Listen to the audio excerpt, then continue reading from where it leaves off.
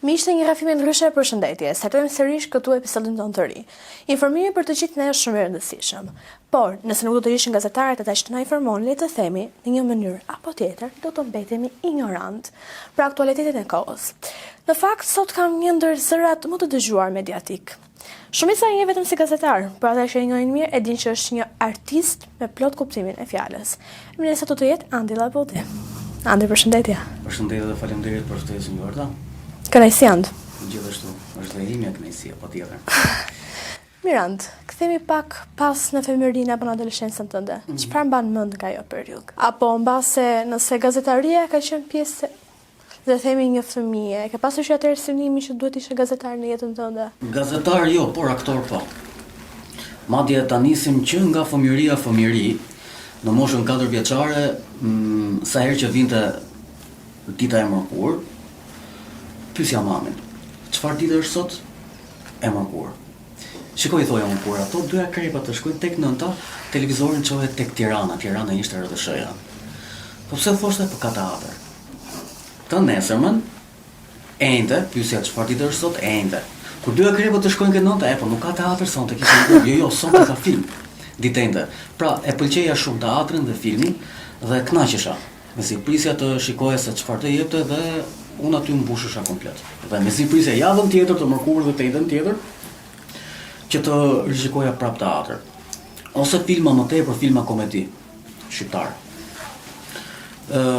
Kjo është ajo që unë çfarë mbaj mend nga fëmijëria ime, që unë e pëlqeja shumë artin, sidomos dhe aktrimin, por teatrin më pëlqente ta shikoja, por jo të luaj në teatr. Ndërsa filmin e pëlqeja pa aq sa teatri dhe më pëlqente të luaj nëpër filma. Kjo është ajo pjesë. Mirand, ke një rrugtim shumë të gjatë mediatik nga artistik. A mendon si ka arritur të gjitha objektivet e tua të realizuara? Të them të drejtën, kam kërkuar gjithandej që të kisha një suport nga dikush, por askush nuk më doli. Dhe çdo gjë unë e kam arritur vetëm me forcën e Zotit, duke pasur besim tek ai, dhe ato fuqi që ai më jep mua, unë e shfrytëzoja dhe le të themi që ai arriti që unë të jem sot këtu ku jam. Pra, nuk mund të bëhem dot mosmirënjohës që të them shikoj se ja arrita vetë, jo. Pra, është besimi që unë pata tek Zoti, forcën që ai më dha dhe që unë ja arrita. Të çfarëdo lloj zhanri, si fotograf, si valltar, si aktor, si gazetar. Pra, ti më dole aty ku duhet të dilja. Shumica të një si gazetar, pra ata që të njohin vërtet e dinë që ti je një artist. Dhe më përshkruash pak si ka qenë periudha jote kur kishin aktor e valltar. Atëherë, unë e kam nisur në vitin 2006, në fundin e vitit 2006, si aktor i estradës së Tiranës, me aktorët e estradës Tiranës. Aty, domethënë, ishte shkëndija e parë që nisa aty tek TV Tirana. Dhe ishte gëzim që nuk mund të gjeja dot fjalë, edhe nuk mund të gjej dot fjalë që mund ta përshkruaj atë gëzimin atij momenti ku më ra telefoni dhe më than hajde se do marr skenarin ta mësosh dhe do fillojmë nxirrimet. Nuk gjej dot fjalë domethënë për këtë pjesë, aty domethënë fillova. Më pas më dhan rolet me aktorët e vjetër, sepse do aktroja me ato amatorët, pastaj me profesionistët, siç ishte Xhemal Miftiu ndjes past, Med Bega, Skënder Sallaku, Xhemal Miftiu e thash, nuk e di. Pastaj Wilson Gjoxha e të tjerë. Aty, domethënë aty u ndjeja më mirë akoma. Dhe ndjehesha më i vlerësuar që shpesh herë më fusnin të aktroja me ikona të asaj kohe, po. Tamam. Dhe gjatë kohës që unë kam qenë aktor të TV Tirana prej 13 viteve. Dhe gjatë kësaj periudhe unë u futa dhe në ansambl të valleve privat. Aty kam qenë 3 vjet dhe mësova shumë shpejt, më shpejt nga sa prisja unë dhe instruktorët dhe valltar tjerë. Dhe për 3 vite domethënë unë mora aq sa doja, ose aq sa ishte nevojshme që unë të angazhohesha me videoklipe në përdasma apo evente të tjera. Kjo është. Mirand, unë dua të prek pak periudhën kur ishe fotograf, pasi ke qenë fotograf i Pallatit Mbretëror. Si do ma përshkruaja ato kohë? Atëherë du të cek pak si fillim një shoku im një herë më thot Andi, unë kam mbetur vetëm tek studio fotografike imja, a vjen të më ndihmosh? Po mirë, thash, okay, pas punët, patjetër. Filloj duke ndihmuar aty tek studio fotografike, pastaj i rria në kokë, si qenë i rria, po. Kokë shikoj aty ke Photoshopi, edhe tek fotografimi, edhe tek ekrani, aparatit thoja po mirë. Një foto që ta shkrepu, një foto që mund ta shkrepi ky kush ndryshimi, dhe unë këtu filloja të kapja ndryshimin se si duhesh bërë fotoja, kompozimi, ndriçimi. Dhe pastaj çfarë nuk kuptoja, mundohesha ta pyesja dhe ma shpjegonte. Nga këtu pastaj, okay, më tha që okay, Andi, thot, e ke marrë punën deri aty se që kam besim do ta lej studion dhe në vetëm në dorën tate. Këtu prapë unë fitova besimin tek vetja ime për sa i përket fotografimit. Dhe pasi u mbyll kjo studio, kam punuar në vende të tjera derisa një miku im, Ilir Çomani, më sugjeron që unë të filloja punë tek Obori Mbretëror. Edhe kjo ishte arritja. Filloi punë aty, gati për 3-4 viteve mos gaboj, por me shkëputje, jo. Patjetër. Dhe aty do më thënë edhe aty jam ndjerë shumë mirë, sepse aty brenda ishte një kulturë komplet ndryshe nga çfarë ndodhej jashtë Oborrit Mbretëror. Ishte një kulturë e qetë, një kulturë që nuk kishte nevojë ta flisje, por kultura fliste vetë aty brenda. Një pastërti, një elegancë, nuk e di, ishte aty ishte komplet një botë tjetër. Ishte ajo jeta që ne pak a shumë shohim nëpër filma. Gati ashtu ishte. Mirand, unë duhet të pyes, kush është një artist i vërtet sipas teje? Pasi media shqiptare po na servir shumë modela. Sot është vështirë të vesh gishtin tek një artist dhe më vure pak ngushtë duke më thënë se kush është artist. Është pak vështirë sot. Sepse para punës njëherë, artisti duhet të jetë njeri. E dyta, artisti duhet të jetë i gjithë anshëm. Pra duhet marrë vesh nga të gjitha, por nga pak. Tjetra nuk duhet shitet, nuk duhet të repi. Dhe mbi gjitha më kryesorja është që nuk duhet të përfshihet me politikë. Po këtu është vështirë të vesh dorë tek një artist. Shiko, tani edhe unë po përfshihem në politikë, ndaj që edhe unë nuk mund ta fus veten tek ato artistët. E mirë fillni 100%, po. Nuk më le ajo mola brenda më bën që ta them një fjalë. Pse është kështu? Pse duhet të jetë ashtu? Pra, nuk është se unë jam kundra një force politike, por unë thjesht bëj atë bëj opozitarin. Pra, edhe një parti tjetër po të vi në prap do jesh opozitari. Do jem opozitar. Po. Nuk është se kam i këta që janë tani dhe o burra hajde. Po. Të flasim për këto aktorët e vjetër është sinqerisht që janë pothuajse të gjithë janë aktorë të mëdhenj, ndërsa këto që janë tani nuk kemi ku t'i vëmë dorën. Është nuk e di se këtë po të më lësh të mendoj edhe mund të gjej ndonjë, por ama pse duhet të jetë një, ta kërkosh një midis shumë të tjerë. Tjerëve po, kur mund të kishim modele shumë të mira të servira. Nuk do mundoja të thoja prit të gjej një, jo, duhet të jetë edhe të shkoj mendje direkte. Pra nuk është dikush që mund të shndrisit të pjesa e artit. Miranda, ndalemi pak tek historia jote e dashurisë. Ka qenë një histori me shikim të parë apo dikush ka luftuar për tjetrin? Është pak ndryshe historia e dashurisë time. Para 5 viteve gati. Unë kam qenë duke bërë vox pop tek portali Jeta Shqef. Dhe më bjen telefoni. Aty dëgjoj një zë vajze, një zë i përhumbur, një zë shumë i mbytur. Dhe përshëndetje, jam s'ma kapi as veshe se kush ishte emrin, sepse dhe unë isha i qik në tensionin, të mbyll pak vox popet. Edhe kërkoj ndihmë, okay, dhe shtë lutem dhe gjopa. Do të marrë sa po të mbyll vox popet, i thashë. Edhe i fik telefonin, ajo kishe shpresa fare, që ishte ky mendje madh, kishte thënë. Pasi e marr nga pas vox popeve, i them jam Andi Llabuti, gazetar që morësh parë. Më thuaj ç'a halli ke? Tha kërkoj ndim për babain tim. Po çfarë kërkoj gjak? Okej, thash unë të flas me një shokun tim, thash unë dhe shpresojmë që të na siguroj gjaki, thash unë, mirë grupin e gjakut, emër mbi emër etj. Flas me Indrit Susaj që punon tek banka e gjakut në Lushnjë, dhe të nesërmen kishte siguru shumë që se gjak. Dhe lumturia e si më shoqes sot. Atëherë ishte, nuk e di, sepse vajza për prindrit bën shumë. Shumë po patjetër.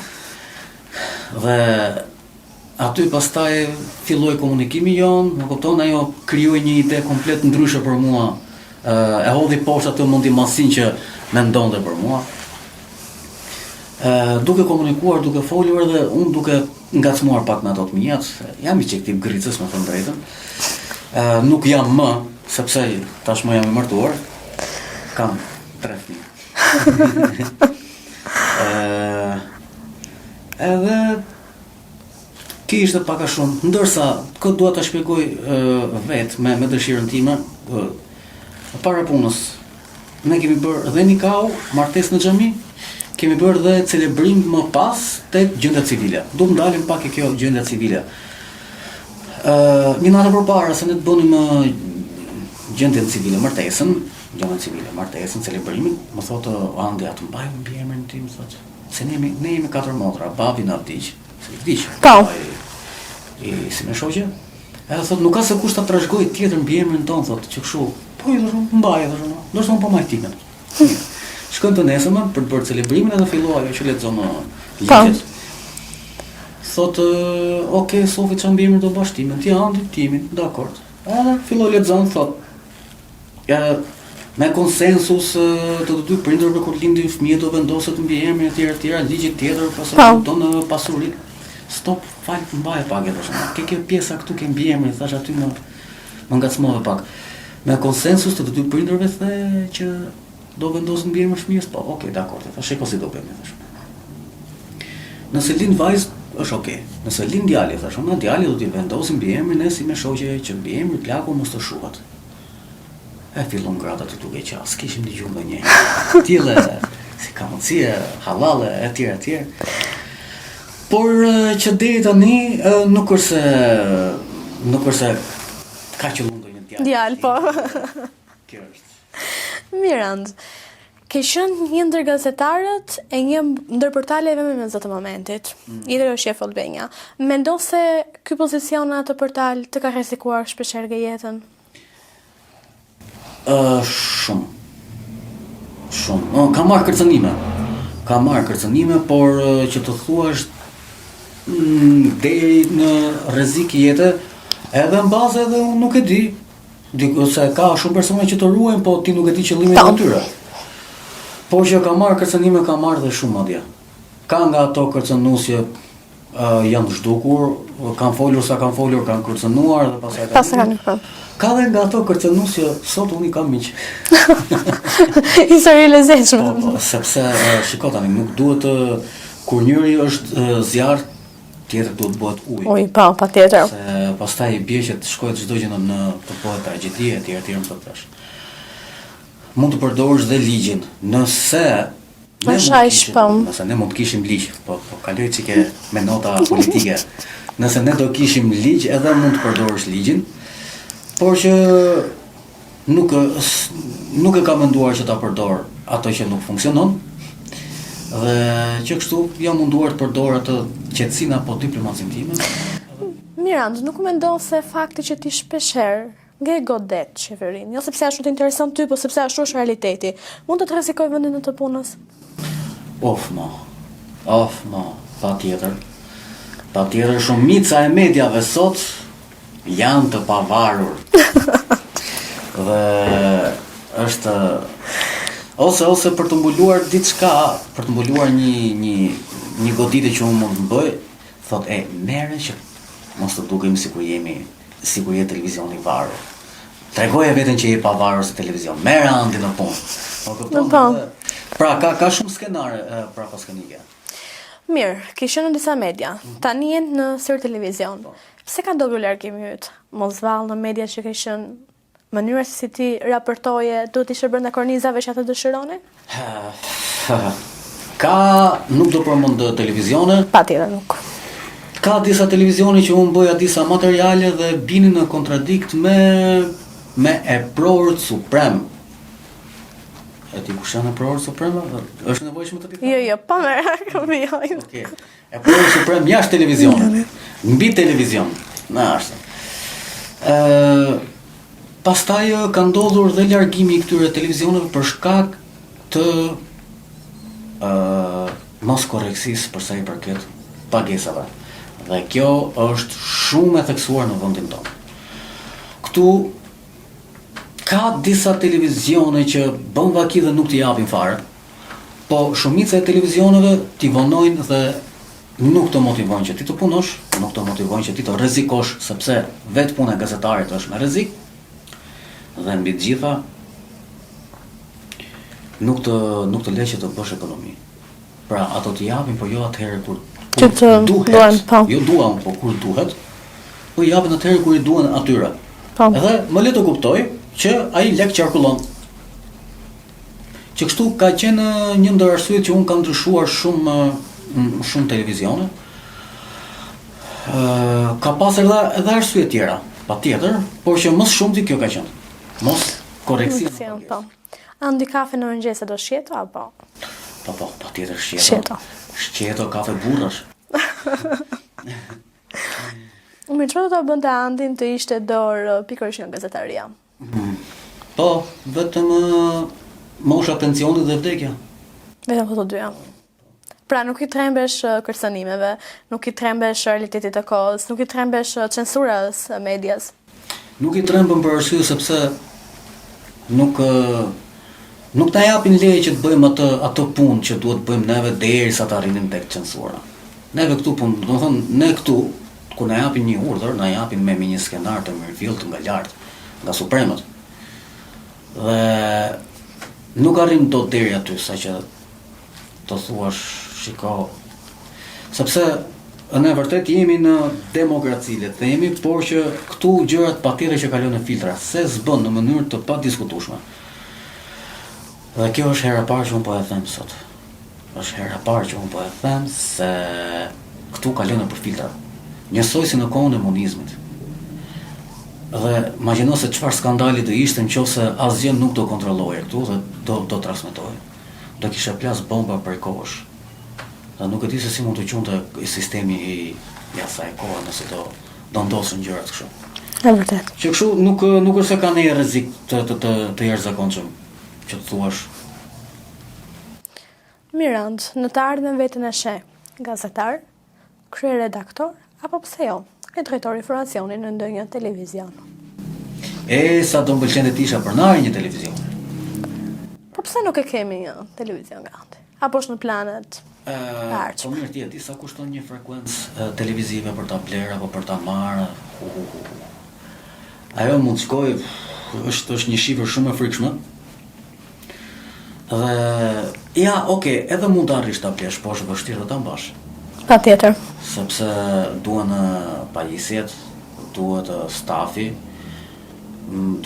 kualifikuar paktën për atë fillimin, më kupton? Patjetër.